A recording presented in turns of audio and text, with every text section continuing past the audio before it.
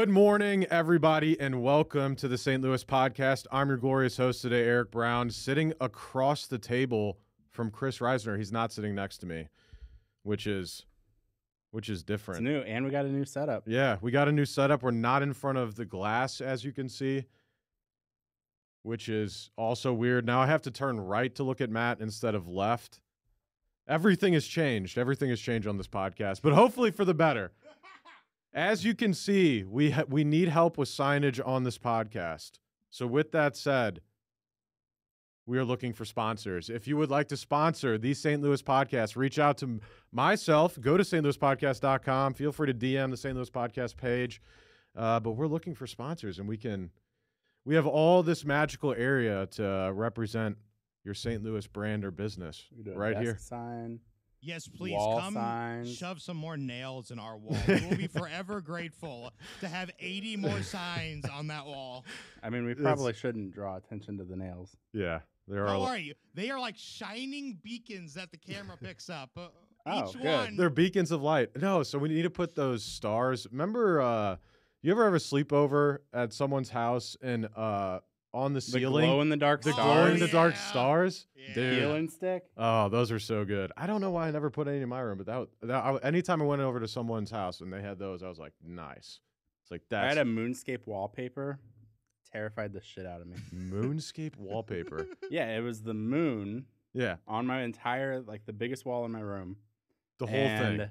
Yeah, and I was like 5, and I thought the aliens were gonna come at me because it was my brother's room first. and Okay, so had he it. picked that. He picked it. He Got picked it, and then I had to sleep in there, and I was like, the aliens are gonna get me. I'm screwed. That is that. You That's- just think the moon's coming to get you? That's hilarious. I mean, I was 5. Give me a break. Was it the wall right next to the closet as well? No, opposite walls. Ooh. But the closet was open, so I was never really like afraid of the closet. What? How are you afraid of aliens but not something coming out of the closet? Didn't you watch Monsters, Inc.? No, but I was. Well, yeah, I did watch Monsters Inc. I didn't have a door, so I wasn't worried about that. Okay. Well, door on the closet. I had a door to my room. Yeah. I got to tell you, if anything from Monsters, Inc. comes at me, we're all good, all right? No, You think you can take Sully? there has never been a just a scary stuffed Monsters, animal. Inc. monster, all right? No, if Mike Wazowski comes at me, it's just getting kicked like a soccer ball. Dude, Mike Wazowski is so funny. That name, those names, and that. Where did they get Wazowski from? Mike Wazowski. Well, it's like Lebowski, but they just changed some letters around. That makes sense. Is that actually where it came from? No, definitely not. No one believed the man in the booth. All right, we're going to talk about some important stuff today on the pod, hopefully. Yeah, important. Like we always do. Hopefully, yes. So the first thing, as a lot of the listeners may or may not know, Kris here is the CEO of Vi Media, our marketing agency that we started 7.5 years ago. So we're going to talk about some marketing. We're going to talk about some other things, some news, some worthy items. But to lead us into it, Kris, I had a question for you. So before you came over to Vi really full-time, you were a contractor for Vi. You Yes. had your own company, Avahi Creative, and your goal was to obviously grow that. Thank God he shut that down and moved over to Vi. My big question is, you were always solo, right? You never had like other team members. You had other contractors you Yeah, I partnered had other with. But, contractors, but I didn't have anybody that like worked directly with me. so what made you give up your dream and come work for Vi? Damn, what a way When you to word it say like that. Chris, what was the exact moment you stopped believing in your hopes and dreams? That's actually it's actually a good question because there's a funny story behind that too. No, we can't go into that. Jesus. So I guess the biggest thing there was I looked at Vi, and everything I wanted to build at Avahi was already being built with Vi. And I like the culture that was at Vi. I like the people that were working at Vi. Zach, shout out Zach. He was a fantastic SEO guy, and I was like, if I'm going to do SEO, that's who I got to go up against. So I was like, screw it. I'll just infiltrate Vi and then slowly take it over. You looked at and a year later, that's where we're at. Looked at our team members and you're like, this is Can't beat these guys. If you Can't beat them, join if them. you can't beat them, join them. That's right. That's right. So you worked alongside us for like 2.5 years? Yeah, 2 or 3 years. Yep. And then you came on board full time for what, like 9 months or something? 1 year ago when this episode comes out. Okay. Okay. So you're a year in full time. Yep. On Friday. Yep. Interesting. All right. So I Shout have out. one question So before you guys move on. Because he said he came in there. Did you just look around and be like, yeah, I'm smarter than all these people. We'll go ahead. I'll be running this thing in about a year. I definitely not more than Eric. Yeah, we're good. That's how you decided, right? You guys are going to get me in trouble with this podcast. As Kris being the CEO of I was the best move we've made in a while. Thank God he took that over. I don't want to be the CEO. That's too much work. I like what I do way too much to be the CEO. Yeah, a lot of late nights. Not a lot of. I mean, it's a ton of fun. I love what I'm doing, but it's definitely a lot of work, especially right now where we're at and trying to grow. I mean, really, any business that you're trying to grow takes a lot of work.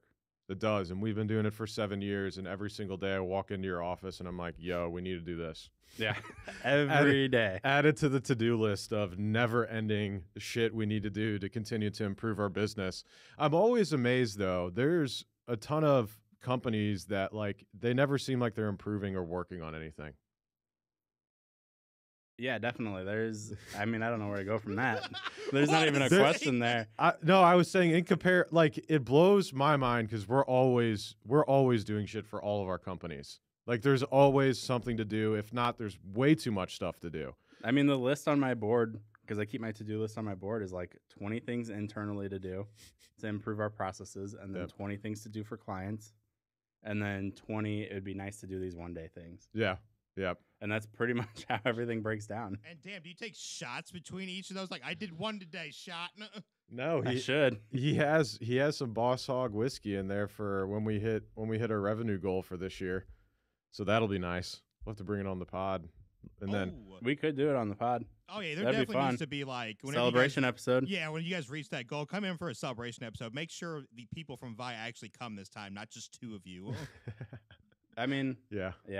That's true. We couldn't even get Dietz. We wanted Dietz to be doing an episode. We need an. He came in for one a little bit. Well, yeah, he came in for that episode, but we need an after hours pod. Yeah, we'll come in after hours, Matt. Make you work late. What happened? I already work late. What do you mean after hours? What does after hours mean to you? Like we'll 6 have o'clock? We'll have a happy hour pod from 5 to 7. That's not after hours. It's like normal. We'll cater. Oh, okay. What are you gonna bring me? Sold? We'll cater. Wait, he just said it was normal hours, so now you're just adding the our bill. Yeah, I mean, you're just a late night podcast at that point. There's no after hours here. After hours is like midnight. Okay, all jokes aside, Kris, we're glad you're a part of I, and we're glad you no longer have Avahi going as well. so thank you. Okay, so I have a question now that you have employees under your belt. In terms of employees that are W-2'd, not contractors, that rely on a day-to-day basis to make sure that their bills are paid by you, right? It all comes down to essentially you and, of course, ownership, but you're now the guy that's responsible for making sure that stuff is done. How does that responsibility feel? God damn. The way you're wording all of this, all of a sudden I'm like, damn, is this really what I signed up for? Mm-hmm. No, this is being a business owner and a CEO. Yep.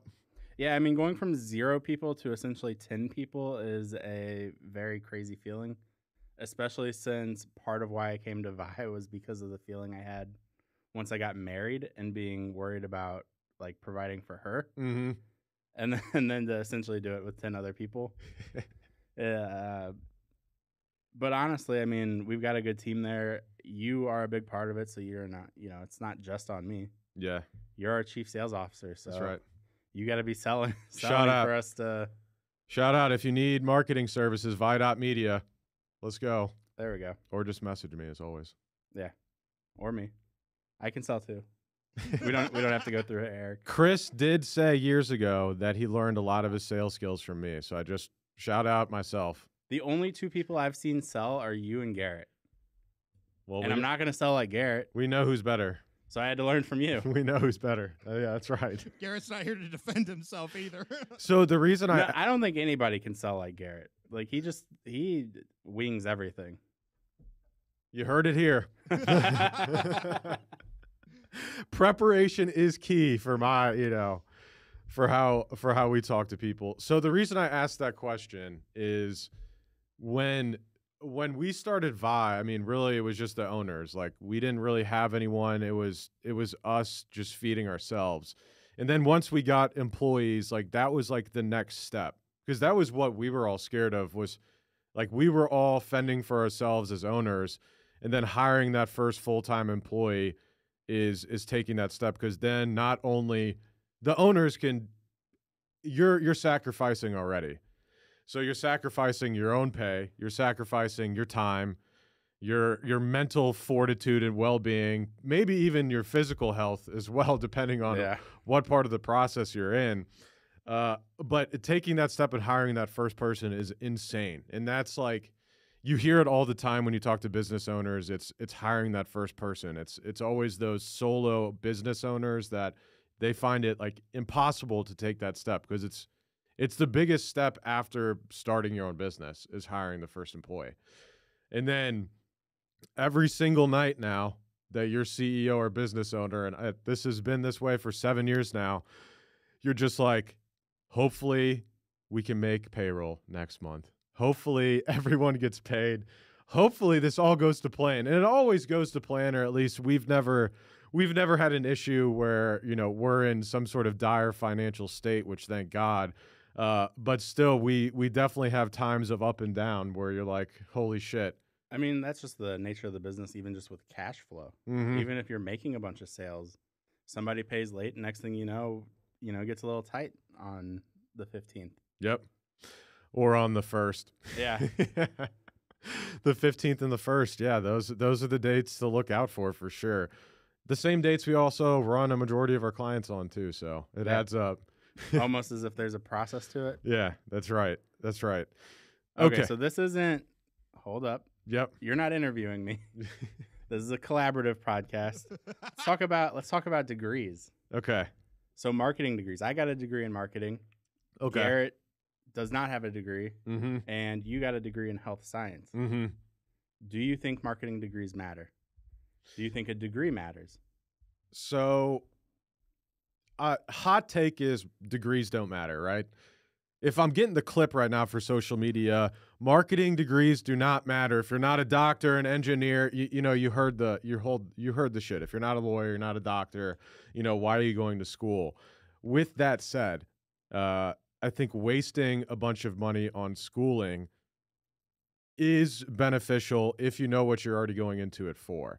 I think if you do schooling properly, you can go to school. There's good business classes. There's good economic classes. I mean, there's good classes to take. The problem you have is you can't just go to school for a year, right, and take business classes. You have to go for 4 years. So you have to take all this other bullshit. History classes. I love history, but I don't want to have to pay 3,000 credit hours or $3,000 for that class for a semester that's required to get some sort of degree. I think if a marketing degree, say for a marketing degree, you learn graphic design, you learn, marketing strategy, you learn art, you learn things like that. You learn, paid ads, you learn SEO, you're learning social media, you're learning how to use those platforms. All of that stuff can be condensed into like a year program. And then I think it would be provided value. But then you also need money to mess with. That's the biggest thing as well as marketing degrees. Like, they work with clients, but they never have a marketing budget to use, right? They just build a marketing plan, but they never use it. So how the hell are you going to know if it works if you never actually incorporate it? 4-year degree for marketing is insane, I think, for anything else. Health science is, I was going into PT, or that was my hopes. Learned that I quickly wanted to get into business junior year, and they were like, you're going to have to go to school for an extra 2 years. So I said, fuck it, and I got my degree. I had a lot of fun in college. For the money that I spent, I definitely doubt I got my return on investment. With that said, I'm sure some people can. Making a couple connections in college can be fruitful for the rest of your life. It's hard to say one way or the other, but for the most part, we've hired, no offense to you marketing degree people, and especially journalism, it seems like is. Everybody at Vi has a degree except for Garrett.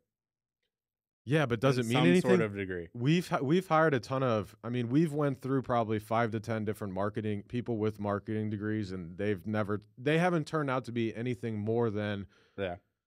people that didn't have any experience or Well, had limited experience in it. Yeah, I mean, especially in marketing, if you've got the passion for what you're doing, then you're able to learn everything pretty quickly. And 4-year degrees, they don't, like 4-year schools can't keep up with the trends. Yeah. And with marketing, you have to know exactly what's happening. And between 2016 and 2020, that's whenever I graduated. Like, those are completely different times of marketing eras, essentially. Yeah. Well, okay. Would you say instead of going to college that they should intern for a year and just learn as much as they can at a marketing agency? Obviously, the big thing though with marketing is it's so broad.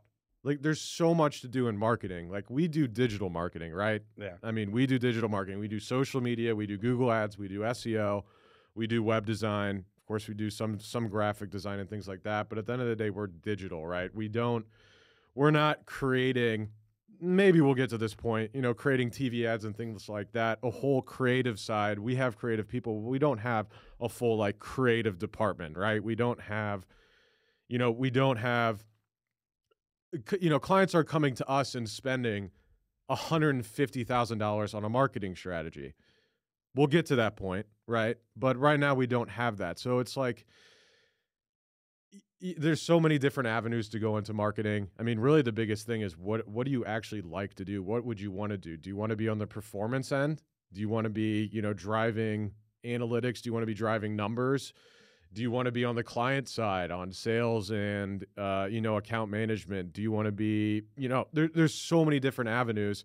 I think going to a marketing agency, especially go to a marketing agency at 18 years old out of high school and be like, I want to learn because I'm interested in it.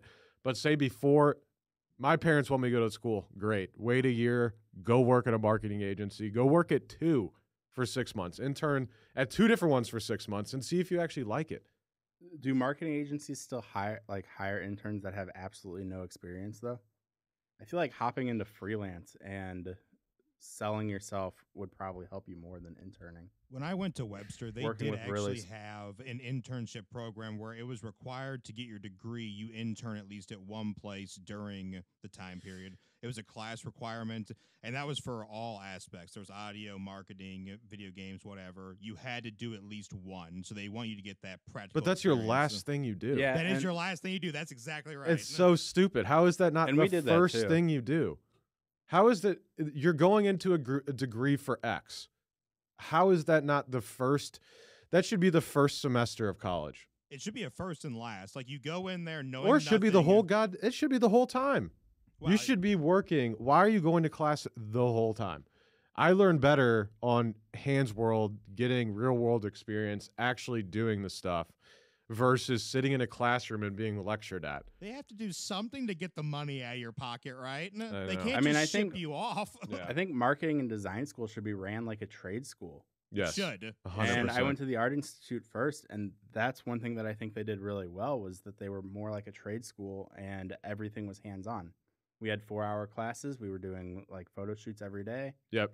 and that allowed us to get that experience. And then we also did a lot of internships, but they closed down because they couldn't keep it running. So it's, you also got to make money there, and that's where 4-year degrees come in. Exactly. And So then I went to Lindenwood to finish that out. was Art Institute, was it a yearly thing? Or how So it was a 4-year program because you got your bachelor's, but it was done in 3 years. so did they still make you take BS classes that weren't of value? Yeah, but they were even more BS than usual. Like, because it was just like the math class, he would put the answers up on the board. Like, it didn't matter. It was just so that they could give you, which is probably why they lost their accreditation. Yeah. I mean, the whole bachelor thing, I mean, we don't really what it comes down to is the person, can they learn? Are they willing to learn? And Yeah. are they willing to put in the work? It really comes down to a good employee, a good person as a team member is looking for those attributes. I don't What I don't understand. getting a degree is fine. I don't know. I I'm not the king of going to school. I did decent in college only because I'm really good at taking tests and I can memorize shit. But like I would say for the time I spent there, I did it wrong. I just partied it up a lot of the time. I made a lot of friends. It was great. But I think if I would have, I don't know.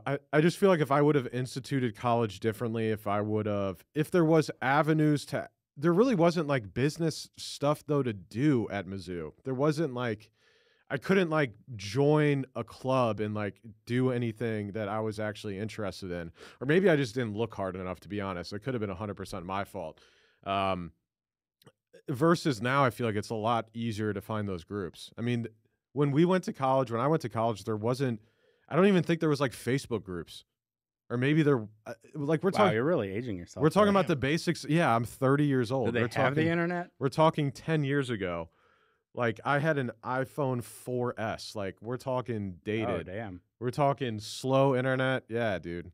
You act like you're 40. We're almost the same age, bastard. No, like we are not old. No, I know we're young. We're young. What I don't understand is whenever I went to high school, like the senior year, half of my classes could count as college classes. Yeah. So if they're allowing you to do credit, the only reason I didn't do it was I didn't have $6,000 just sitting around to pay for all the shit. Mm-hmm. But if you could do high school equivalency and have it count to college, why is it even offered again in college? I saved a bunch of money by taking AP classes in school. I think I went into college already with like 15 credit hours. I think I had 6, but yeah, I mean. Well, so I think that just means that you guys went to a good school. I mean, because worse schools aren't going to have that. Grandview, because you have to have teachers that can actually do it. That shit was like small. My graduating class. I mean, it can be small, but if it's still got, you have to have the teachers that can actually teach the class. That's a fact. We had AP classes too. There's a ton of people in St. Louis that judge you if you didn't go to private. Yeah. Oh, get fucked on that. So shout out to those people. I went to Eureka High School. Okay, Rockwood School District. Well, I was having the discussion actually. I forget who I was talking to last week, and they were saying that like CDC and all of these high school, they're $20,000 a year plus. Ooh, starting at $20,000 a year, and wasn't Dakota just talking about he had a friend with a kid going to kindergarten for $20,000? I think kindergarten. Where's the? Which I don't even think kindergarten's a required grade anymore. I'm just like at what you have to be doing very well, or there has to be a ton of people that are just straight broke. Like we talk about this all the time on the podcast. There's all these people spending all this money. There's no way you're spending $20,000 a kid plus a year, and you have 2-3 kids. What? That's one full-time salary. If you're doing well, like say $75,000, that's after taxes, you're over $100,000. That's just to school. I gotta say, I've met some homeschool kids. This is insane. Some private school kids. They're always kind of weird because they didn't go to public school. They didn't get the full, values of. Yes, I feel like private school is better than homeschooled though. So homeschool people are weird. I'm just gonna say. So people. The thing with private though, it's weird is it's like it's all boys or all girls, which I understand from a standpoint of education, right? How it maybe makes sense to not have the opposite sex there, even though there's obviously, gay people and whatever else, but I guess those people don't matter. But for all of the straight people out here, they're like fully clueless because all through high school, like on a daily basis, they're not encountering the opposite sex. That is weird. Can't learn the Riz. Is it not weird? No, I agree. It's weird. They hang out at like football games. 2024. I mean, shit. Now people don't even hang out in person. We're talking about high schoolers that are probably just they just sit on their phone. What do the girl private schools do for like football games? They go. That was like a big part of high school. No, a lot of the time they cheerlead for. They partner so they're with like partnered. Yeah. So for like they'll have like formal dances and stuff where they'll be partnered with a private school, a female, a male. Oh yeah, have prom with no.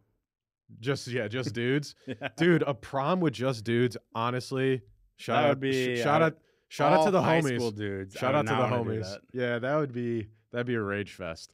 Yeah. That'd be insane. No, we'd go for like an hour and we'd be like, all right, where are the chicks at? we're leaving. I mean, I remember by the end of ours, we had kids that were shirtless with just their bow ties on still. Yep. No, but the prom was great. Anyone, I feel bad for anyone that had a bad time in like middle school or high school, and I know there's a ton of those people, because like those like prom, when you had homecoming dance, like all that, dude, it was all a great time. Like high school was so fun.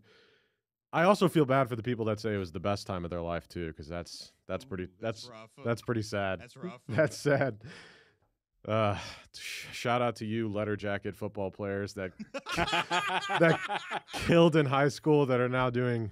Damn, who are you calling out today? It's supposed Just to be going for everybody. educational. I'm just joking. We had the homeschoolers, the private schoolers. They turned into influencers. football Who are players. we joking? Yeah. Yeah. All I right. don't know. All the Gen Z influencers are kind of the weird kids now. Yeah. Or they would have been weird kids in our time. Yeah. Imagine. I always say, Going down the hallway with them doing TikTok dances. dude. I always say. Oh, I always say, imagine if we had Facebook, Instagram, like as we use it now, TikTok, back when we were in middle school or high school or elementary school. Oh my, I would have so much. We would all have so much bad shit on the internet. They do. Dear, I don't, I'm saying. you Because me I neither. didn't I didn't stayed grow off. up in that time. Yeah. They had Facebook when we were like 15, Eric. Yeah, you but- are making it sound like we're 80. Yeah, but no one was like filming, like no one was trying to go like viral. What did we have? That's Vine? Fair. That's fair. I guess we had like Vine. Oh, God. Vine was really the start of it, but I feel like I was like a year before it. Yeah, because I didn't know about Vine till it shut down, and then I was pissed because I really loved Vine. Yeah, Vine blew up when I was like a senior in high school through like freshman in college. But like we never had like now everyone has their phone out videotaping, and like that wasn't a thing when we were in school. Like looking at your phone really wasn't even a thing when we were in See high like school. golf tournaments and every person's on their phone. Oh, did you see the Like I video? never got that. I don't do that Did- for events. Speaking of the recent golf tournament, Waste Management Open, did you see videos of all of Hurling shit. Just the throwing hammered it. people? Oh, man. Dude, I like mean, Waste Management Open. That sounds. I They were know. asking for it. I know. They had Oh. dump trucks parked around. I was like, this is so trashy. But that's literally what yeah, they what do. a trashy. That's name. literally what they do. No, so they shut off alcohol sales. So they said that like security had issues, like people were just walking through and it just turned into an absolute drunken shit show. There's videos of people like sliding down all these grass hills and people were just throwing down money as they were sliding over it. I was like, I have no idea what's happening right now. All the VIP booths were getting overran. They started just handing out alcohol to everyone. So it's just a massive party. And all the players That's what golf needs. all the players started getting upset. Well, not all. There's quite a few players, videos of players telling the gallery to shut the hell up. John Daly would have been there, partying it up. I don't know if he played in that. I love John Daly. I don't know. I know nothing about golf other than John Daly and Tiger Woods. John Daly, so people say he would be the most talented golfer of all time if he practiced and tried.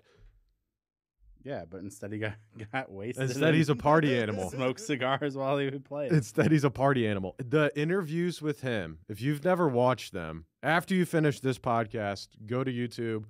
You should already be there if you like watching with video, or there's some audio listeners as well. Type in John Daly, just interview. So good. He's so interesting. Anyways, off. So all right. Way off subject. We're off subject. So we talked about marketing degrees. We talked about degrees in general. So my question back to you, Kris, is if we're hiring someone at Vi, do you care if they have a degree? Do you care if they have a marketing degree or something relevant in marketing, communication, whatever, X, Y, and Z? Or do you just not find it useful? None of the people that I have interviewed, I have even asked if they have a degree. And all the interviews that I've done, nobody's ever asked me if I have a degree. You guys didn't ask me before I came on. Right. Like, nobody really cares about a degree. But I do think there are people that having a degree is important for. Like, I sucked in high school. I got a 1.8 GPA in high school, which I think by Missouri's like A 1.8? yes. That's a D, I- isn't it? I think it's an F. Like I don't think I was legally supposed to actually graduate. I think I was supposed to be held back a year. Damn. Like it was bad. But then I went straight to It's college. an and- equivalent to a 73%. Oh, that's a C. Oh, that's not C as bad as I minus. thought. C minus. There you go. There we go. I'm a C minus student. Yeah. I thought it was way worse. See, you're raising the bar. It's all good. Yeah. Instead of I saying, thought it was that you had to have a minimum of 2.0 to graduate, though. I don't know. You have to reframe that. You're a C minus student in high school. 2.0 That sounds better than 1.8. 2.0 to qualify for scholarships, I'm pretty sure. Well, yeah, but the next part of this makes a completely different. Okay, 'Cause so the point of that was that I then went to yeah, school Art for Institute. marketing. Yep. Well, the Art Institute and Lindenwood and had a 4.0 GPA when I graduated. So what was the issue with high school? I didn't care. I didn't care about anything I was doing there. That's fair. But once I went to college, and this is kind of where it comes back, like I learned my work ethic in college. What do you mean you didn't care? I just didn't care what I was doing at high school. You didn't care about I slept good through every grades? class. You didn't No. care about getting good grades No, or not at trying to all. get into college Obviously not. No, or anything like that. no, So you weren't thinking ahead at all. no, not at all. Not in the least bit. Did anyone have the I discussion? wanted to be a photographer. Did No, first I wanted to be a BMX rider. Then I wanted yeah, to be a we've talked about photographer. that. I used to BMX ride all the time. Hey, Yeah. So I had a BMX bike. There was behind our pool in our subdivision. There was like for the city of Ellisville. Shout out city of Ellisville. We use the hell out of your area up there. They had like where the salt is kept now by Krupp Construction. They just had like a big ass field that had like mulch and rock and shit, and we built ramps out there, and we're hitting ramps off mulch piles. It was dope. We had like a BMX park. And like it was untouched for like the whole time that we were in middle school and high school. It was not used. It was just dumped with material that they didn't use. yeah. Right after I got my license, they built O'Fallon's Westhoff Skate Park and then I heard it too. Washington Skate Park. So I pretty much just went back and forth between those. Have you BMX'd recently? No, Do you have a bike? no. Okay. We're gonna have to get some bikes at Vi. There we go. Yeah. Other than our Google partner bike. Yeah. The Google Partner bike, let me tell you, that thing it's not meant to be ridden. I popped You did try to do a. I popped a bunny hop. wheelie. Yeah. I popped a couple wheelies. Tried to jump over the grass. I remember it was like 100 degrees that day that we were outside messing with that bike, and I was like, all right, we're done with this. Okay, so to answer your question, we don't. Yeah, it was we, that honestly it doesn't really matter. It's about their passion and the work that they can show that they've done, Mhm. and actually showing that they have a handle on the different concepts that they're working with. What about someone with zero experience? So honestly, it's hard with marketing because there's so many people with experience that if you have zero experience, that's where I think freelancing comes in. Like you have, or working for friends and family, like you've got to build up experience somewhere. Mm-hmm. So I have a question about that real quick. So, because before in the past, like during the boomer generation, it was you had to have a degree. We've moved away from that so far now.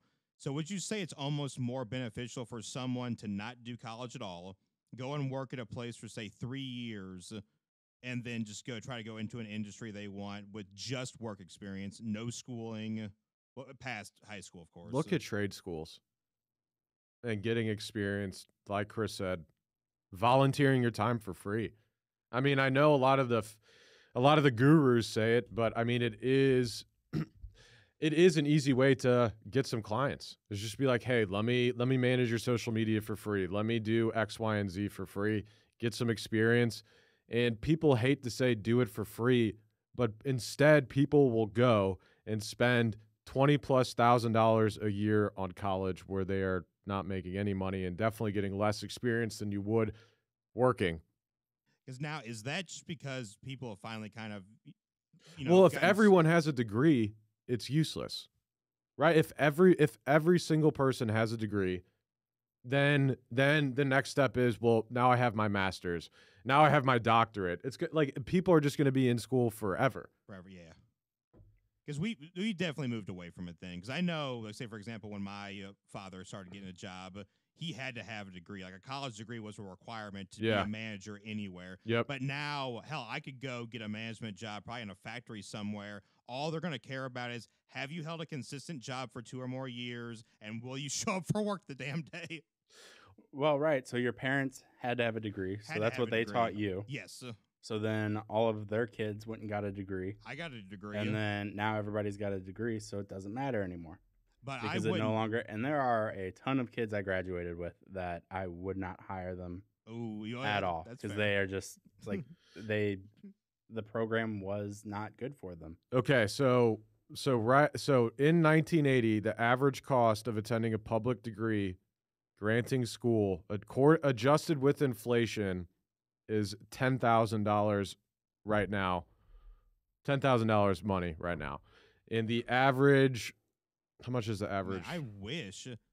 I got scholarships for like a full ride through Jeffco, which I went to first, and then scholarships for Webster. I still owe like 15, and that's with like 8 scholarships. So I wish it was only 10 grand. Yeah, I didn't get any scholarships because 1.8 well, GPA. Yeah. And I think I was the paying average $10K cost a semester. Where are they getting this number? In-state public colleges, $11,000. Well, that's like per Jeffco. year. That's like Jeffco though. Think like small schools, like right. Not, you're thinking like Merrimack and things like that. But now like look at like colleges. Webster. Look at like big Ivy League schools. Yeah, like that's not cheap. 4 years. Yeah, especially Ivy League, but like Webster. 4 years schools. Okay. Lindenwood. 4 years UMSL. schools cost on average right now. It looks to be about $38,000. So we're looking at an increased cost of going to college 4 times since 1980. Yes. I would say going to school, if you can go to school and get a good degree for $40K, maybe that would make more sense than now $160K. That's a big difference. Yeah. And also, I don't know if it was a thing back then versus now, but it seems like when you go to college now, it's a lot harder to my dad said he paid for college as he worked at a pizza place at Mizzou. Literally with a part-time job, he paid for school. I don't know anyone that's going to be able to pay for school in a part-time job right now. There's no way. Like, say 40. And if you are, why are you even in school? I mean, I was working 3 part-time jobs just to like pay for my expenses of like driving back and forth to school because I didn't even stay on campus. Right. So I don't know how people would do that with just one job and paying for their schooling because I took everything out in loans. Yeah, I think the biggest thing, Matt, is it used to be a lot more valuable because you can, if someone was like, hey, you can go to this school, it's $40K, it's $10K a year for 4 years, $40K. Okay, fine. Well, and also they stuck out at that time too. Right. Because they had a degree when a lot of people didn't. Right. So now it's more expensive and more people are getting them. Yeah. And it's insane. There's so many people that get worthless degrees that don't. I mean, when you say worthless, really at the end of the day, it's degrees that, like health science, realistically, what can I go work at a hospital or something? I'm going to walk in with my health science degree. I mean, that's probably not going to help that much. You know what I mean? Maybe it'll help a little, but it's not going to help that much. What was the one like BS degree that everyone had? Was that like there's interdisciplinary studies? Interdisciplinary studies was a big one. I knew a lot of people that got was it literature? Something to do with like athletic trainer or athletic training was a big one because that was our big one was athletic training and business. Yeah. Damn. And let's talk about business degrees for a second too, because you run a business, I run a business, you own multiple businesses. Mm-hmm. You don't have a business degree. No, we ate shit and learned it the hard way. Yeah. But also, I don't. Can you learn entrepreneurship from a degree? We talked about this, a couple weeks ago with Scott? We did? Yeah. And let's bring it back up because it is an interesting discussion. We didn't really get into it. Is entrepreneurship a degree? It should be. It should be? You said it should be? It should be, yes. Why? What are you going to learn for 4 years about entrepreneurship? Well, no, like if it was actually remade to where you could go work with an entrepreneur from scratch for 4 years, Well, you then would we're be in a back much to better back to position. interning. Yeah, But that's what I'm saying. It had that's to an be, intern. Go intern. Yeah, go with- intern. But no, so it would have to be redone Might even get paid a to little bit. actually include like working with people in the industry. I th- You Well, can't right, just all go the to school teachers- for entrepreneurship and then have it mean anything. we need to get away from looking at degrees entirely and looking at certificates and other things from highly reputable organizations as well. Because, like, say for example, we built or someone built something that was entrepreneurship. It was an intensive 1-year course, and it went through everything from, getting a loan, a line of credit, financing, all the money side of the business, from taxes and everything like that, from processes and organization, to sales, branding, marketing, to building a team. I think that over a year that would make sense, right? You could learn a lot in a year, but again, the problem is with a lot of these degrees, you're going in for 4 years. It's a massive waste of time and money. It's just a waste of time and money. Yeah. That's all it is. It's a good ass time. I'll go back to that. It's a good ass time. Like, that's my biggest pro for college is I would have not had the great time I had in college. But do I need that? Probably not. Yeah. I mean, Okay, we gotta get off college degrees all right, for a second. We've been doing this for a long time. I have a question for you. Okay. We talked about employees a little bit. I want to ask you a big thing among marketers. I'm on, like I tell you, I'm on Reddit. I'm in the marketing subreddit. I'm in a lot of those. And I read a lot about, it's really a lot of the employees that post more so than owners of marketing agencies. And the biggest thing I hear day in and day out is marketers have some of the highest burnout. So I have some good reasons here. I'd like to hear your reasoning why you think marketers have a big burnout. And then also, how do you think Vi does a good job of alleviating that? Because as far as our employees, who we hire and who we keep, I mean, we keep a ton of employees. Yeah.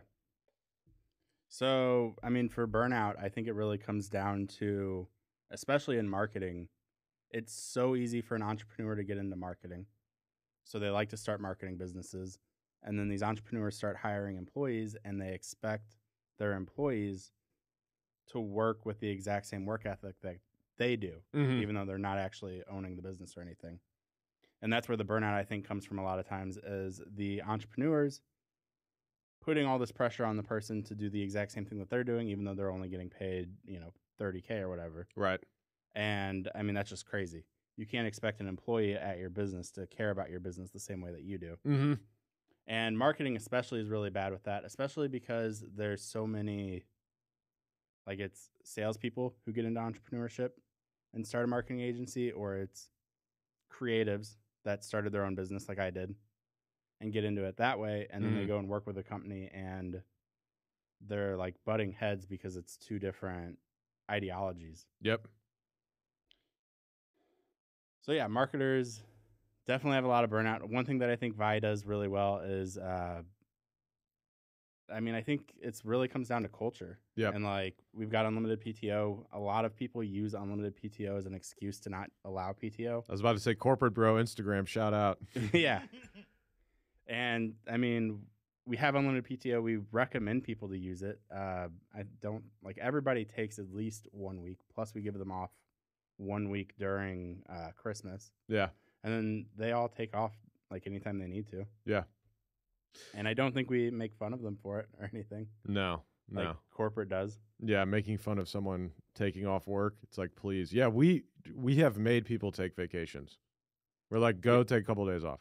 We had to do that with Dietz. Especially after like a big project or something where maybe someone does have to put in a couple extra hours. Like, dude, go take a break. Because the last thing we want is employees that don't want to be there. Because that's what burnout is. It's like someone sitting in their desk saying, fuck this, fuck. They're just sitting there. Yeah, the whole time. Once not liking their job, hating that they're sitting there doing that job. And once you have like one toxic employee, that just bleeds into everybody else. Mm-hmm. So making sure that everybody's happy to some level I mean, it's a job still at the end of the day, so you can't always be 100% happy more than likely. But yeah. that's where, again, culture comes in. You know, we do the gaming tournaments. We do events like we went to the Dave & Buster's. We did Top Golf last summer. And I think that also plays into it. Yeah, yeah. So, we go back to culture. We've talked about a culture a lot on this podcast, and it's been so hard for me to explain Vive's culture. You know what I mean? It's hard to explain how we've instilled whatever the hell we've instilled, at our organization. It's so hard for me to explain that to someone that is just like, it's compassion, right? Yeah. I think a lot of large organizations miss out on compassion. And when we're a smaller organization, it does make it easier, right? Because when, say we had 500 people, at the end of the day, some of those people, we like it or not, are going to be almost numbers. Yeah. There's people going to be coming in and out. But with the smaller organization, it makes it a lot easier to be more personable too, to actually care about that person, what's going on in their life, X, Y, and Z, versus some sort of conglomerate that you don't actually know if they don't know what they're trying to achieve as an employee, as a team member, they're not going to care because they have no sort of ambition or drive to push the needle forward, if you will. I mean, that's another thing that we do really well at Vi is we figure out what our employees want and we help them get to that point. That's how I became CEO of Vi Media. Garrett sat me down. He was like, "What do you want?" And I was the only one in the office who was like, "I want your job." Yep. And we worked for a few months to figure out how that would work, and it just ended up being really good timing. And it works out well. And we do it with literally everybody else. I just last week had a one-to-one with everybody, and that was the first thing I asked them was, "What is it that you want?" And we talked about goals, and we set goals, and we started planning for the future. I didn't get that meeting, Chris. I know you didn't show up. Wait, what? To what? To the meeting. I didn't. Was it on my calendar? We have the same one-to-one every week, and you keep putting no on it. We'll have to. I'll get back to the audience about that. I think your calendar just automatically denies me anytime somebody. Just if Chris sends me an invite, auto decline. Auto decline. Hey there, St. Louis podcast listeners. We've got some exciting news from our sponsor, Farmers Insurance of St. Louis, led by the man, the myth, the legend, Mark Lee. Mark Lee of Farmers Insurance is recruiting agency owners here in St. Louis. That's right, Garrett, and everyone knows what Farmers Insurance is, and if they don't, they will now. Yes, it's kind of a household name. That said, as many of you know, a large part of our audience is made up of badass business owners, entrepreneurs, and top producing sales professionals with an open mind like yourself.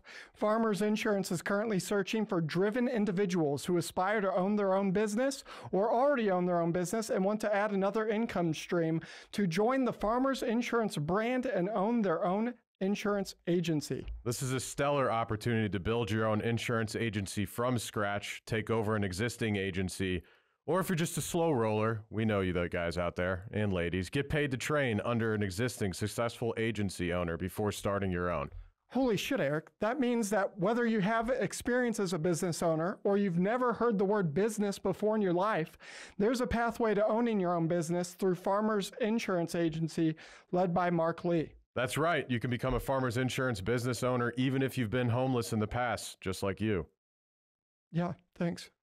If you've ever dreamt of being your own boss, building a team under a reputable brand, and making a difference in your community by offering top-tier auto, home, and commercial insurance to consumers and businesses in your area, Farmers Insurance of St. Louis, led by the godlike man himself, Mark Lee, has the perfect opportunity for you. Visit insurancecareerstl.com to speak with Mark Lee, the district manager of Farmers Insurance of St. Louis, to become a Farmers Insurance agency owner today. Did you hear that, St. Louis? Go visit insurancecareerstl.com. Insurancecareerstl.com. That is INSURANCE. Career, CAREERSTL.com. To become a business owner today, again, one more time, visit insurancecareerstl, as in St. Louis.com today, right now, this second, or reach out to us at stlouispodcast.com and we'll introduce you to Mark Lee ourselves. And I promise he won't spell out insurance and career to you. Now back to the show. Okay. So burnout, yeah, completely agree.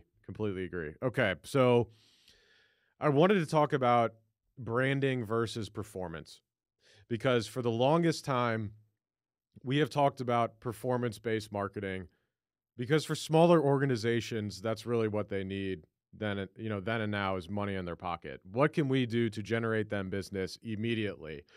Obviously with getting paid ads set up on Google and Microsoft for people searching for exactly what your company offers is a great start, but you have to have a budget associated to actually make sure that that is going to be successful. And then of course you have branding and creative, right? And you also have two different types of marketers really that work in these different fields too, right? You have the Zach Dixon type SEO who likes numbers and he likes making sure that we're driving the needle forward as far as technical SEO and things like that and establishing a strategy. Then you have people that want to create stuff for social media, right? From a branding perspective, maybe right now it's not driving, revenue to the company, but overall it's creating a brand awareness. That way, once people either need your service, they remember you, or when they need your service, they go to Google, they search, and then your company pops up on there as well. They remember seeing you in the past, and then you get business that way. But where do you see the difference as far as what it makes sense for companies? Does it make sense for companies to always do both? Do smaller businesses need to focus on one or the other? What's kind of your thought process on that? Well, so I think it really comes down to your niche and your target market. So we work with a lot of home service companies. That's going to make sense where they need performance first. Mm-hmm. Because honestly, nobody cares about having a construction truck that looks really pretty. You just want to make sure that they do a good job and that they're doing that. Now, branding does come into it affects the brand. Mm-hmm. It is important to have a good brand. And that's why we still do offer logo design, because we want to make sure that they're not just like slapping up a goofy logo and then going to houses, because it does help. But at the end of the day, they don't really care about that as much as like an e-commerce brand where your branding is everything. Like Yeezys are successful not because of how great their product is, honestly. It's because of the branding around it. Product is mid. And the product is okay. Yeah. You don't like Yeezys? No. What do you like? I don't really even have that many tennis shoes. You know me. That's true. I don't know if I've ever seen you wear tennis shoes. I have my Beckett Simonon sneakers, but I have like one pair. That was the most pretentious thing I've ever heard. I know. Shout out Beckett Simonon, dude. I need that. No, hey, if you're listening right now, Beckett Simonon, and I know that you are, we'd love to have you as a sponsor on the podcast. Anyways, Kris. Probably would have been good to throw out during Dakota's podcast. Ooh. But yeah, so I mean, it really just comes down to the target market, who you're working with. Like for the companies that we work with, performance is what matters. For e-commerce companies, that type of thing, branding is going to lead to performance. Because whenever you're doing e-commerce, everybody has it's easy for them to all throw up ads and do the same thing, and it's going to be that branding that sets them apart. And especially like e-commerce, they're doing a lot more organic. They're doing a lot more they need to be everywhere at all times because they need to be top of head. So let's say for a local company, say you're spending good money on performance-based marketing. At what point should branding come into play as far as, and when I say branding, I mean, you're paying monthly just for eyeballs. You're not paying money for leads, right? So that could be TV, it could be radio, it could be just generating content on social media and just putting ad money behind it to get more eyeballs. At what point does that make sense? I mean, at the very beginning, you need to have everything lined up and have a consistent brand. Like we do the digital foundation, and that comes with a style sheet because having that consistency across the board is really important. And then after that, it's not until you've really exhausted all of your performance. And you're at that point, you're like, I can't put any more into Google. Like we've had big roofing companies that spend $40K in Google ads. They can't spend any more. So now they need to go into branding and work on TV ads because that's going to get them top ahead. Yep. And it worked really well for them. But they also had the Google ad and the performance strategy behind it because that performance strategy is going to be, and a lot of our performance strategies are long-term, branding's even longer term than that. Mm-hmm. Yeah, no, branding is long term. Branding is long term. You're not going to get money right now, or maybe you will, but that's not the end goal, is leads immediately. It's just for top of mind to make people know that, hey, you're out there, we're around. If you need our service, here we are. And again, if you go to Google and you're searching for them, you remember them because you already saw them. But okay. Speaking of branding, though, so like we just had the Super Bowl last weekend. The Super Bowl ads they cost $7 million per ad on average. Mm-hmm. And for most companies, they were making an 8 times ROI. Okay, hold on. And that's completely branding, but it also turned into performance. Hold on. $7 million. That was for the ad placement. Yes. That is not to create it. Just the placement. Right. So I was having this discussion with everyone at the Super Bowl party I was at, and they were all like, "This commercial cost $7 million," and I'm like, "No, it didn't." I'm like, the placement of this commercial on the TV for 30 seconds cost $7 million, not to get multiple paid actors in a lot of them, not to hire the marketing agency, not to hire Ryan the Reynolds, videographers, Beyonce. X, Y, and Z.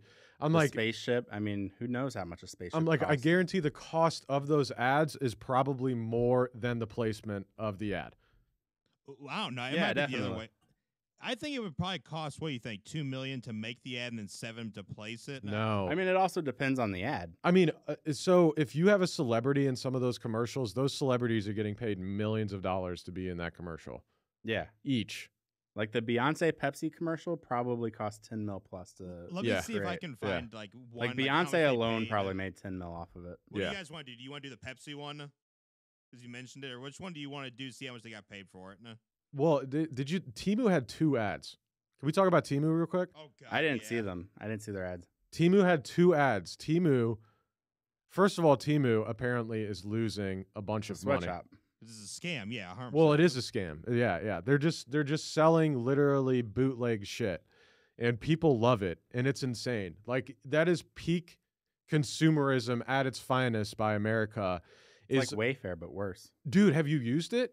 No. So they literally have it like, get 7 items and get an additional like 50% off. It's ran like a casino. If you download the app, I had to do this. I did it a couple months ago just to run through the app, and I was like, this is straight cancer. It's straight cancer. Yeah, And I saw a meme that was like, Temu used your credit card information to run these ads. Yeah. They're taking, it's all, if you purchase from Temu, do yourself a favor and get some help. That's all I'll say. Because literally you're buying absolute garbage. Like, you can do better. It's okay. What was the fast fashion one that everybody used for a while? Wish? No, Shein. Oh, yeah, Wish is also really bad. Shein. Shein, Where you buy glasses for 50 cents. Yeah, yep. Takes 3 weeks to get there. They're all the same. Yeah. They're all the same. They're making this stuff for like pennies. But I feel like they're getting worse and worse. Like Wayfair was okay. And then Shein was okay. I mean, Wish was awful. Wish is awful. Alibaba, that's also horrible. Yeah, I mean, good luck finding anything to, yeah. So it's Even hard to Amazon's tell. awful now. Even Amazon is awful now, except for like brands Like if you go and search for a product you're looking for, 99% chance that they don't have what you actually want. Like if you try and find whatever, it doesn't matter. It's almost always some sort of knockoff brand that you've literally never heard of. Yeah, and you got to be very careful on Amazon. Like you have to go to their specific store. Like if you buy Apple products, Yeah.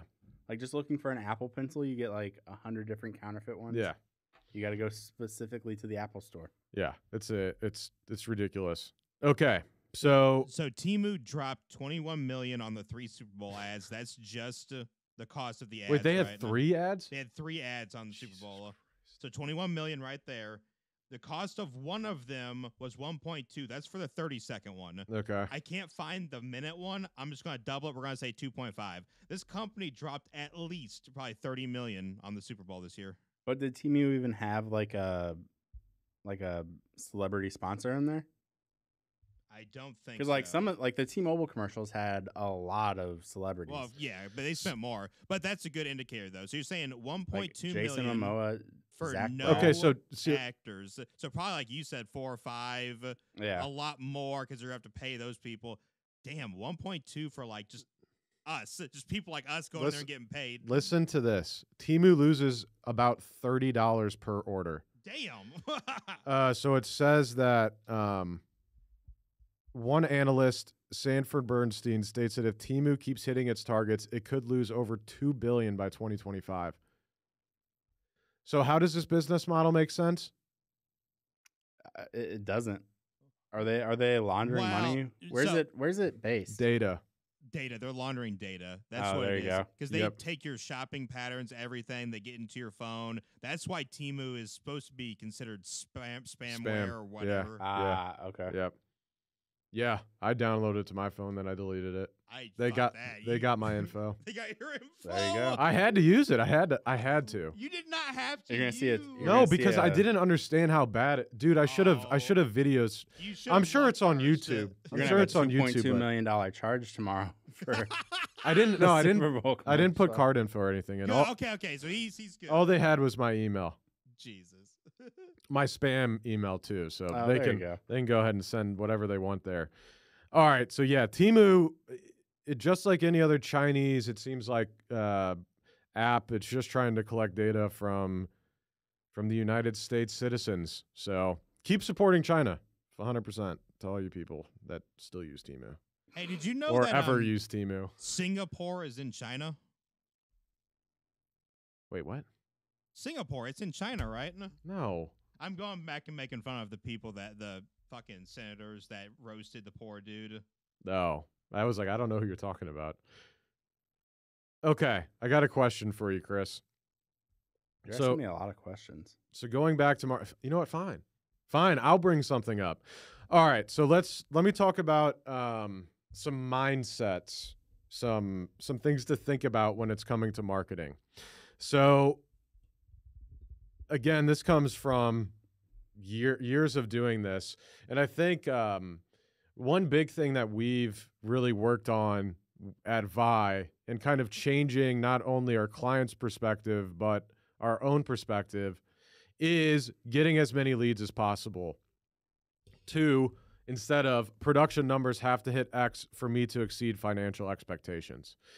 So instead of just trying to get as many leads as possible, which in theory sounds great, go ahead and run a Facebook ad. You can get a bunch of leads and 99% will be garbage. But if you want quantity, you can definitely go there.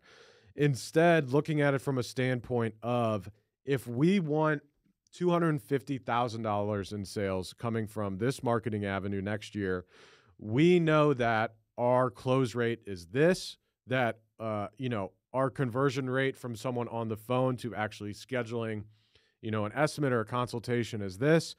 We know that the cost per lead is going to be approximately this. Then we can go ahead and break all of that down and come up with at least an estimate, a good guess that is going to get us to that point where that client actually wants to be. And it seems like no marketing agency really takes that approach. It's more of a shotgun approach. Hopefully something happens. Yeah. Which I feel like is one thing that Vi does really well is like laying out that plan directly to the client and breaking down our numbers. And then the fact that we're also tracking everything down. Like we've got Vi leads, we've got Google Analytics all set up. So we're able to track all of that and go over that every week or every month. With our client every month. Yeah. We go over it with the client every month. Yeah. Geez. You're like, we only go into an account once a month. No. No, we review the reports once a month. There with we the go. client. There we go. God, Eric. Okay, continue. I mean, honestly, you kind of threw me off with that. I don't even know what I asked. I don't either. Oh, yeah. I was talking about breaking down the numbers. When we're looking at meeting a revenue number based on a marketing parameter, based on, hey, we want to hit 500,000 or 250,000, we can look back in a campaign and actually build that out properly with performance, right? So that's what we're talking about with Google Ads. We're able to literally look back at, we want to get in front of these people this many times. It's going to take us this amount of money to get this amount of leads, and that should then lead to us closing this amount of business. Yeah. but marketing companies don't look at it that way. All the time I hear when I go in and talk to a company, 99% of the time a marketing company will come in and they'll just be like, yeah, you have to spend $5,000 a month. They don't ask any questions as to what are your goals, who are you looking to get in front of, what's your service area, what services do you want to push most, what's the profit on those different services, and actually figuring out and building a marketing strategy that's going to work. They go in, they sell a cookie cutter service. They're like, hey, we need to spend $5,000 on ads. There you go. Call it a day. And they launch it and they wonder why they're not successful. Which is, I mean, every client's completely different. So if we've got a health and wellness company, they probably need to spend less on SEO or Google ads than something like a roofing company where they're in an extremely competitive industry. Yeah. Like if you want to make it big as a roofing company, you're going to have to put the money into it. Yep. But health and wellness, there's not a lot of people putting their money into it, so you're able to get away with a lot less. This is also another thing that we're kind of running into with our social media packages as far as long-term planning outside of just, hey, the service is going to bring you 10, 15, 20 leads this month. Mm-hmm. But it's also building up that branding and building up that long-term, like, hey, this might not necessarily get you 10 leads this month, but it's going to help build up your presence in the client's mind or in the customer's mind. Yep. And start making a difference that way, which then leads into making these other strategies more successful. Yes. It's not just a shotgun approach. I mean, I say all the time, and I think I posted on Facebook a couple weeks ago, if you don't have a strategy, what the hell are you doing? If you have no goal set up, if you have no strategy, if you're not measuring anything, why are you even spending any money? You're just wasting your money. So, setting up an honest marketing plan, looking at the historical data, setting up a true target audience, and choosing the avenues needed to hit those goals is important. And that's literally the part that's skipped. It is the most important part, and really the part that at the end of the day, if you've done it enough times with enough clients in those industries, it's not going to take you a ton of time to figure that out. Well, our services over the years have changed a lot. Yep. But we've now kind of figured out, like, hey, one, we know exactly who we're working with. So we know a construction company, we can walk in, tell them exactly what the steps are, A to B to C to D. Mm-hmm. And then what ends up happening is a lot of times, or not a lot of times, but sometimes the client will try to jump ahead to step C, which is Google ads. Yep. And we don't have those other pieces in place. And we're able to, predict that it's not going to do as well as it could. Yep. And we've seen that happen over and over and over. But then we also have clients that trust us. Like we had Luke Randall on. He trusted us to go through the entire process. Mm-hmm. And his campaign's been going fantastic. I mean, it's growing like massively. And he's just launched it in January. Mm-hmm. It seems like you actually said it earlier, a lot of these marketing agencies are sales agencies. They're not marketing agencies. Yeah. And I think that's where it comes down to leadership not being in the right headspace. Because if all you care about is sales and you don't care about the end client, then what the hell are you even doing? Like, I think it's literally evil, I think, in my mind, to sell, especially a small business, some sort of service that damn well at the end of the day probably is not going to work. It's a crime. It's literally a crime. You should go to jail for it because it's bullshit. You're leeching. Go take advantage of the Fortune 500 companies. Like, go take advantage of the financial institutions, banks, and things like that. Airlines. Automobile manufacturers. Go take advantage of those people. Let's not take advantage of small businesses.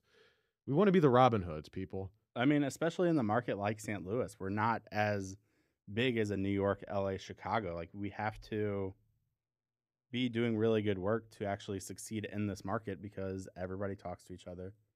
We're in front of all kinds of St. Louis people, especially with this podcast. Yep. So we got to have that good quality to back it up. 100%. Otherwise, it just kills it. Bad quality spreads quickly. Yep. I mean, we know a couple agencies that we won't name on here that have a questionable reputation, to say the least. A lot of them. And we hear it all the time. Not to say that we're perfect, but we damn well do our best to try. Yeah. So with that said, really kind of what I was getting to on that is that there is no silver bullet. Doing the basic stuff consistently well puts you already ahead of 75% of the competition. If you're doing it well, which majority of people aren't, if you're doing it well consistently, you are going to be better than 3/4 of everyone else doing what you're doing. And also looking at, we've talked, have you ever read the 80-20 rule book? I haven't read it, but I've heard of it. I forget who it's written by, but 80% of the results are produced by 20% of causes when it comes to a business and growing. So ensuring that you're working on those 20% of the causes and not the other 80% is super important too. The Pareto principle. Yeah, there we go. The Pareto principle or Pareto principle. I don't know. I forget how to pronounce it. Whatever. It doesn't matter. 80-20 rule. That's what everyone knows it by. So 80-20 rule is great as well. Okay. So, you have something on here actually that I'll go ahead and just tee up for myself, which is what would you do differently if you started Vi? Well, when starting Vi? So, quite a few things. Number one was to figure out how to properly manage finance in a business. And that could have simply be done by reading Profit First is a good book. Watching YouTube videos, anything to learn the basic finances of a business. Because you think it's as simple as money in, money out, but it's not, right? How old were you guys when you started Vi? We were 23. Yeah, I we're mean 22. That's young to be starting a business. Yeah, we had no idea what we were doing. And shout out Garrett. I was the fiscally responsible one of the group. So I was the one that was put in charge. And if you know me, I should not be in charge of this. I'm good in charge of my own finance, but I am not organized enough. I don't have the C brain from the DISC test to be the person that's managing IDs, payroll. Yeah, I was managing payroll. That's why we run a podcast. That's right. I was managing payroll. I was managing billing. I was doing all the shit, dude, in an Excel sheet. And there are people still to this day that are listening right now that are like, oh, I still do that after 10 years. Come on, people. There's softwares for this. But we had no idea. We didn't know anything about softwares. We didn't know. All of our understanding and my understanding came from my previous job, which was in credit repair. And, working alongside Ben, the owner, and really being able to manage that business because it was just 3 of us. And being able to manage clients, being able to manage referral partners, like all of that stuff, it led me to be successful at Vi from a sales perspective. But from a business perspective, we were entirely lacking on absolutely everything and anything to do with business. So better learning finance, how to understand numbers and books, how to run your business, making sure that you have like basic stuff set up like QuickBooks. That way it's not a nightmare at the end of the year to go back through. We were running stuff on like personal cards and shit, like get a business bank account, run stuff through the business account. And then also from a standpoint of just learning, we were really young. So we didn't read. Now I've read a ton of books on business and sales and marketing, but then, I had read a couple books and we were listening to like Grant Cardone, right? And Gary Vee, which, from a mindset perspective, I guess is fine. But really at the end of the day, they're really not providing any value, right? They're not really telling you how to grow your business. They're just hyping you up. They're just hyping us up, which when you're 22, 23 and you're first in business, it's cool. You're like, yeah. It's good. They say that sales is the number one thing for whenever starting a business. Like you have to have sales because without sales, you don't have a business. Yep. But once you have those sales, you have to understand the numbers. You have to understand your cost. Understand numbers. You have to understand your profit. Everything. Understand also your clientele. Yeah. This is not something we understood when we started the company. We sold to everyone and everyone and anyone, which at first, not saying that it was a bad thing. Literally all we were doing was social media posting back, 7 years ago when arguably you could do a hell of a lot more damage without spending money on social media by organic strategy. But that's all we were doing. We'd work with any real estate agent, large corporation, Dairy Queen. It didn't matter. We're going to take you on. Even if it didn't make any sense for us to do so, all we saw was the revenue, right? So you're like, oh, yeah, we need this. We need this. So you bring them on, and then it becomes an absolute nightmare. You end up probably losing more money than you made because it's not something that you should have done in the first place. So understanding who your clients are, right? And really that kind of came twofold with our services because we were just selling social media to everyone. Once we started to understand that we were going to be able to scale and provide value to clients by showing a direct return on investment, we moved to performance, right? We moved to Google ads. We moved to Facebook ads as well back then when it made sense for some of our clients. In SEO, because going directly after intent-based marketing, meaning if someone's going to Google for HVAC, for their roof leaking, for their heater not working, for water in their basement, they got a crack in their foundation, right? They're going to go to Google. They're going to search for that problem. You want to make sure you're being found there. And if you're not, that's a problem, right? It's a big problem. So understanding that, then we understood that with that service, it doesn't make sense for absolutely everyone to be running Google ads, at least from a standpoint of monthly management, right? We come into contact with clients all the time that, can only spend $1,000 a month on Google ads or $1,500 a month on Google ads.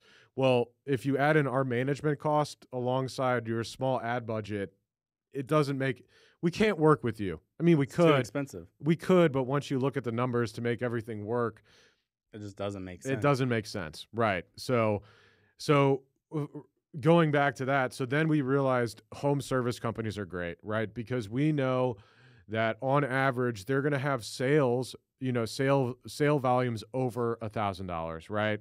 Some of them $10,000, $20,000, $30,000. And we know that a cost per lead, say on Google of $100, at the end of the day, is not an issue for those people because the sales value makes up for that. And of course, acquiring that client makes up for it in the long term. So then we focused on, home service companies. And then we started working with, some professional services as well, like law firms that can pay an absorbent amount as they do on performance. And of course, they spend a bunch on branding, right? I mean, shit. Billboards, radio, TV, quarter of the commercials are probably law firms. So then we found out, obviously, that works well for us. And really, all we've been doing is doubling and tripling down on those niches that we know that work well. And finally, our newest service offering that we started offering again is social media because we were tired of, honestly, working with social media marketing only agencies, right? Nightmares. Shout out to you guys that actually do it well. Well, that was the thing. Most of them don't do it well. Right. Exactly. That was me shouting them out. It was a joke, Kris. Yeah. Sorry, I didn't catch on. Yes, that was the joke. Is that it's having a partner in that space. So we were like, screw it. In order for it to make sense for our clients, we're going to have to do this ourselves. So now we're again offering content strategy and social media posting for our clients, which is awesome. And we love doing that. And it goes hand in hand with what we're doing. I mean, personal branding wise for ourselves, it goes hand in hand with the strategy we're using for this podcast, pushing that content out for the videos that we're creating. I mean, it only makes sense that we're able to sell that as well to our clients. We're already doing it with Vi, Half Coast, West County, and St. Louis podcast. Yep. All of our test dummies. Yeah. All of our internal companies that, we all own, part own, or somehow have a part of. The Vi Mogul Half Coast conglomerate. All right. So I know Matt's going to have us wrap up here. So last question's wrapping up for you. All right. Biden or Trump, who you got? Oh, I'm just kidding. Terrible. I'm just kidding. All right. Shane Gillis hosting SNL. Matt, did you see this? I have not. I'm so excited about it. Okay. February 22nd, I think it is. Yep. I think that's right. So let me pull let me pull up the article here. So essentially, what was it? It was 2018 or 2019, maybe even 2020, where he was going to be the newest team member on SNL. If you guys don't know who Shane Gillis is, he is a stand-up comedian and has arguably one of the funniest podcasts with his buddy Matt McCusker, who's also a stand-up comedian, and they just go off the rails on their podcast. So what ended up happening was some people found a clip of him talking about a certain subsect of people in the United States, and he was riffing on it, being funny, and it ended up getting him canceled from SNL. Full circle, 3.5 years later, he's now like comedy fans' favorite comedian. Like, this guy is like the number, from a voting perspective online, he is the fans' favorite comedian right now. He had a Netflix special drop that was amazing. Netflix special was so good. Beautiful Dogs was great. It's so damn funny. I probably quote it 2 or 3 times a week. It's so funny. So essentially, he comes full circle. They cancel him. He's at his lowest he's ever been, essentially, in his career, which, I mean, really, comedians, before they ever make it, are in the low because they ain't making shit anyways. And he gets canceled. He takes it in stride. And then, really, the cancellation almost helped Shane because it gave him a boost. A bunch of people that never heard about him now heard about him. That's how I originally heard about him, was through the cancellation. And then I started listening to him. I was like, this guy's hilarious. He makes sketch. Full circle. He's now invited. Not only, he's not a team member, he's going to host SNL. I mean, the same thing happened with Norm Macdonald, who's also hilarious. Yeah. I really. What are your thoughts on this, Chris? I mean, I'm really excited about it. I love Shane Gillis. I think he's hilarious. I think his sketch show that he did, Gillian Keeves? Yeah, that was absolutely hilarious. I just good. found that recently. So good. I didn't actually know who he was until I found him on Netflix, and then I think I saw him on Joe Rogan's podcast. Yeah. And the terrorist car lot one? That's so funny. The ISIS. Yeah, the ISIS car lot. No, you need to lean into it. No. We are not beheading our competitors. Okay. Yeah, so he was canceled in 2019, so right before COVID. And now he's back to host. So funny. It's so good. I do want to say, though, SNL, fuck you, SNL. Because all this goes to show is that they're sellouts. They'll do anything to get more people to watch their show. And also last week or a couple weeks ago, they had Nikki Haley on making fun of Trump. Yes. And I was like, yes. This is what SNL has come to. Yeah. And I was like, this is just sad. It's a sad I'm just day. surprised that SNL still works as like a show. Like, who watches Saturday Old Night Live?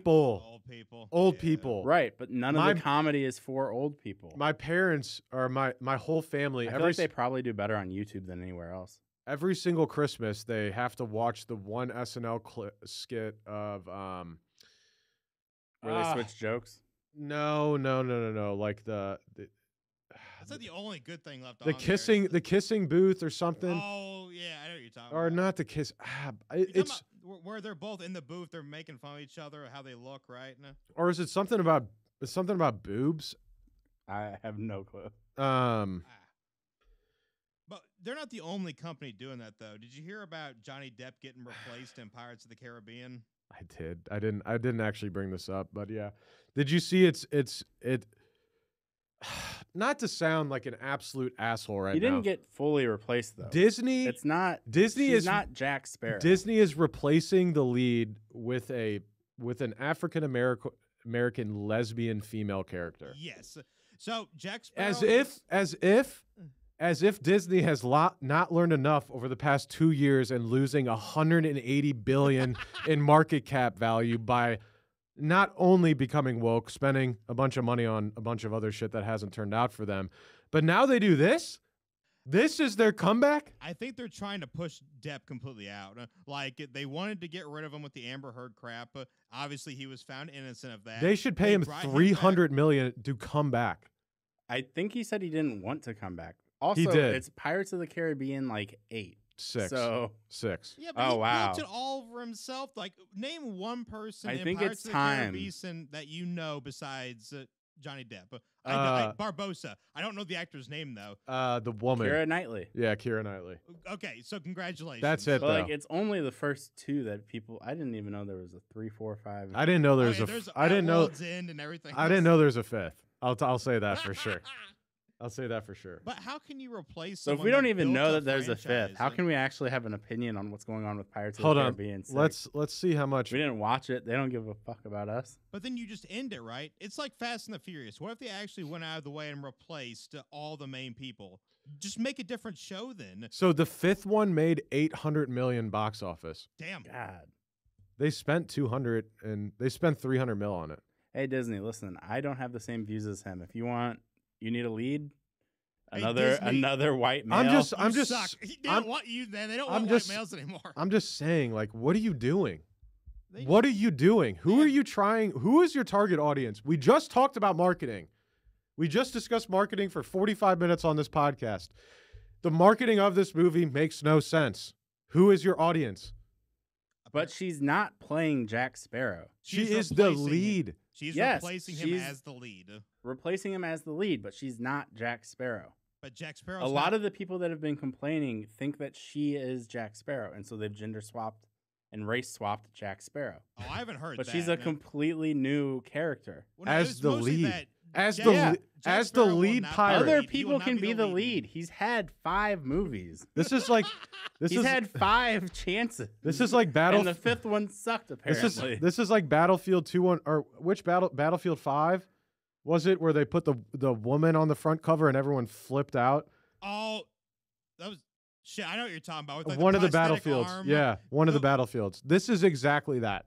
We never learn. Not to say What's there women to actually learn? not to say women can't be pirates, but that's not the first thing They I think can. of. That's not the. No. That's a Histo- you problem, though. Historically, women were not pirates, just as women did not fight on the front lines. of combat in Historically, World it's War a II. fictional movie. I have Based seen on pirates, though.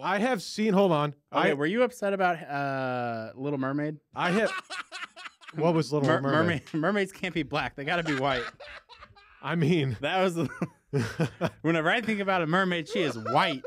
I don't with red hair. Mermaids are insane in the first place. I don't understand mermaids. You're white, black, Hispanic. I don't care what you are. Mermaids are dumb. A Mexican mermaid. That is down ridiculous. There? Oh, Yeah. man. Anyways.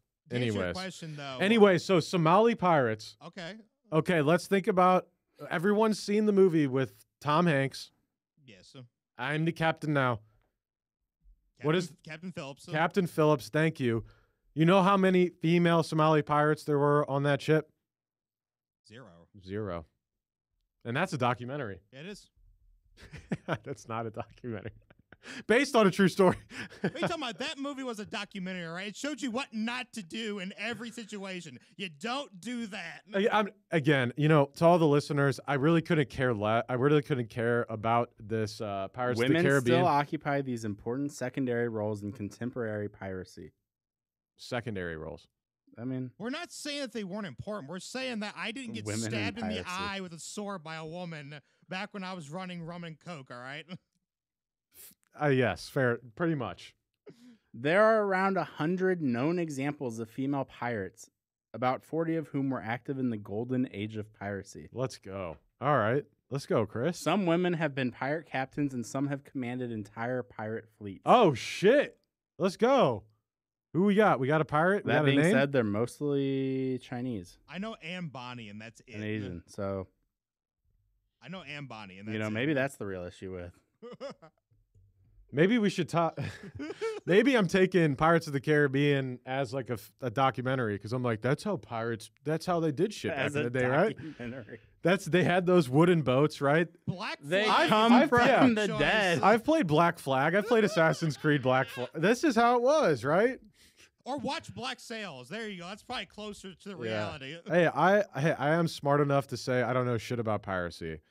But I will say that I can be fairly confident in saying that there is a lot more male pirates than females. Yes. But now here's a trivia question for you. But again, the whole point is who is the audience of Pirates of the Caribbean? Is it kids? No, it can't be anymore. Teenagers? Who is it? It's got to be It's- kids. No, it's got what it has to be adults now. The people that watch the first Is movie it are more fucking fema- 40 now. Is it more No, but female? the people watching the first movie aren't watching prior to the Is Caribbean it more 6. Seven? Wait, is it more females or males? Males. It doesn't matter what you look up. Does besides, like, the Disney want to Barbie make money movie. or not? Yeah, I mean, Maybe they're that's trying not their to. target market, though. Maybe they've done the market research and they'd rather aim at females. And lose money. This is like the WNBA all over again. Well, the reason I'm coming back to That's this, a completely different thing. the comic book industry, right? The comic book industry is predominantly male. Why would you ever want to go towards not your base? Captain Marvel was a great movie. Captain Marvel was a terrible movie. You take that back. Captain That Marvel movie was a I haven't- great movie. Trash. I haven't seen it. I haven't Worst seen Marvel it. movie ever made. Garbage. I haven't. Why, Matt? Why? Tell us. No, You, because she was a woman. because Brie Larson sucks. There's my answer. I Why? cannot stand her. I as a don't like person. Brie Larson either. But was it Great movie. if you put a paper bag over her head in the movie? Still trash. Okay. Bad pacing, bad story, bad setup, bad ideas. It was fantastic. They pacing. didn't even take a single thing from the fucking comic books it's made on. It's trash. Yeah, okay. Scarlet Witch was great. Scarlet. What was the name of the series? Well, no, The TV Scarlet show? Witch. Scarlet Witch was the last WandaVision? one. WandaVision was good. Yeah, WandaVision was great. But now look at Black Widow, the one with only Black Widow and Black the other Widow one, was okay. garbage. It was okay. It was like a 4. There has 10. been plenty of dope female. That'd be like 7. There's plenty of dope female superhero, but they're mainly shows. Jessica Jones on Netflix was solid. Okay. Jessica Jones was solid. That show was solid. That's actually all I can think of. I thought you were going somewhere and then you just stopped. Damn it. Yeah, that's all I got. That's all I got. No, there. Yeah. Anyways, I was trying to rep the females for a second. I had one. I was like, oh, I'm gonna go on a Taylor. Nope, I got one. They've made really good like ensembles with other ones added into there. The problem is they're just not as Yeah, popular. like as long because as the men are audience- leading, we're the good. audience is mostly male. All right. Who is the one DC show is good. With Jessica Jones. with the wrestler, with the wrestler, wrestler? I'm John Cena, What the fuck? Oh, Peacekeeper. yeah. Peacekeeper. Yeah. Peacekeeper is good. That was fantastic. Yeah, Peacekeeper is good. It seems like the shows are way better than the movies. I never really got into Marvel movies. I say this all the time. Superhero shit has never been my thing. I've Well- always thought they're kind of lame. I'm like, oh, Superman, he fly around, he got laser. Whoa. Past Endgame, all the Marvel movies have not been great. Like they're going through a really rough patch right now. Yeah, I heard Avengers Endgame was the best one. I don't like It was the superhero most funny. movies if they're not based in reality, at least somewhat. That's why I like Batman. Like, But Batman's Yeah, not I a like superhero. Batman. Batman's not a superhero. but that's why I like Vigilante, him. Yeah. he's a But I don't vigilante. want him to Yeah. like well, Superman. he's a he human, just right? shows He's- up and he he's doesn't a have superpowers. alien. Batman is probably the best for it. superhero. Well, though. he's supposed to not have superpowers, right? He's supposed to be a normal dude just with gadgets, and he's a badass. Yeah, Yeah, he doesn't and have. he trained really well. yes. Yeah. So you two can be Batman. No one has billions of dollars and can. No, talk no, like that. people have billions of dollars. Elon Musk could be Can Batman. you see Elon Musk training on a mountain Jeff with ninjas? Bezos. Can you see? Have Ooh, you yeah. seen the transformation of Jeff Oh, Bezos? Jeff Bezos, that dude's on. He's kind of ripped right now. Or Mark Zuckerberg. All right, It's Jeff- because they're all on TRT and they're definitely doing cycles of roids Ozempic? for sure.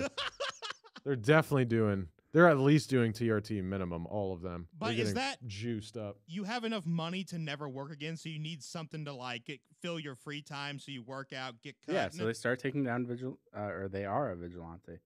So they, okay. They should take down Vigilante. themselves. We've gotten so far off. Yeah, track if you from want where to we end started. it, All right. With that said, we'll get out of that's here. a fantastic ending. That We'll- is We'll get out of here. We'll get out of here. Again, everyone that's been watching the podcast, listening, please tell your friends about it. Like it, share it, subscribe, leave us a review if you're on one of those platforms. Leave us a comment. Anything you can do to show support for this, we definitely appreciate it. Also, if you have anyone in mind to come onto the podcast that you think has an interesting story, interesting business, that you think their story would want to be heard by the people of St. Louis, let us know. And let us know if you want to see more just me and Eric. No. Probably not. Probably not. But if you do, let us know. Yep, let us know. All right. With that said, Kris, anything you got to say before we wrap it up here? No, that was all I had. Check out vi.media. Go to our website. Yeah, but I mean, we both work there, so Yeah, that yeah. could have come from you too. vi.media. Please go there. Show us some support. And if you know anybody that's looking for digital marketing help, feel free to shoot us a referral. Or insulation or demolition. We pay for referrals, by the way. B2 private Dubs. jet charters. That's right. That's right. All right. Oh, wait, that's what we need. Get Andrew and them in here from West County. Make that an episode. Oh, That's true. what if we just have them blow insulation? And We did have Clayton in here. That's true. Clayton was here for a little bit. Yeah, well, you got the CEO, but you need like the actual people too. We'll figure it out. All right, that's all the time we have for today. However, we will be back next week at 7 a.m. Central Standard Time. New episode, new guests, and unfortunately, more of myself and Kris. We recorded this at Half Coast Studios. You know, I tried to get Alex on for the pod this week, Matt, and he didn't. It does not surprise me. He does a bad job of representing your business. He goes, I'll I'll say be that. on at some point. At some He's like, what better time than right now? I am Half Coast's best salesperson. So, with that said, That's true. if you you heard it here, if you have a podcast in St. Louis and you need help with distribution, they can help with distribution, editing. They can now help with clips as well. So if you have a podcast, you need help with distribution, reach out to them.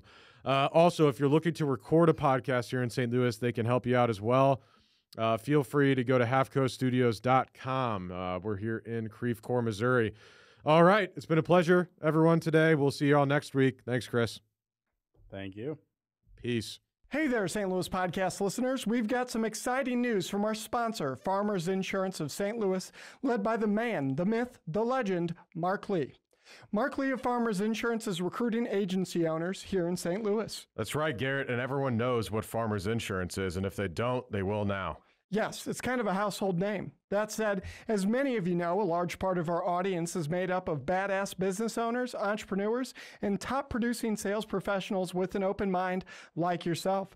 Farmers Insurance is currently searching for driven individuals who aspire to own their own business or already own their own business and want to add another income stream to join the Farmers Insurance brand and own their own insurance agency. This is a stellar opportunity to build your own insurance agency from scratch, take over an existing agency, or if you're just a slow roller, we know you the guys out there and ladies, get paid to train under an existing successful agency owner before starting your own. Holy shit, Eric. That means that whether you have experience as a business owner or you've never heard the word business before in your life, there's a pathway to owning your own business through Farmers Insurance Agency led by Mark Lee. That's right. You can become a Farmers Insurance business owner even if you've been homeless in the past, just like you. Yeah, thanks. If you've ever dreamt of being your own boss, building a team under a reputable brand, and making a difference in your community by offering top-tier auto, home, and commercial insurance to consumers and businesses in your area, Farmers Insurance of St. Louis, led by the godlike man himself, Mark Lee, has the perfect opportunity for you. Visit insurancecareerstl.com to speak with Mark Lee, the district manager of Farmers Insurance of St. Louis, to become a Farmers Insurance agency owner today. Did you hear that, St. Louis? Go visit insurancecareerstl.com. Insurancecareerstl.com. That is INSURANCE, career, CAREERSTL.com. To become a business owner today, again, one more time, visit insurancecareerstl, as in St. Louis.com today. Right now, this second, or reach out to us at stlouispodcast.com and we'll introduce you to Mark Lee ourselves. And I promise he won't spell out insurance and career to you.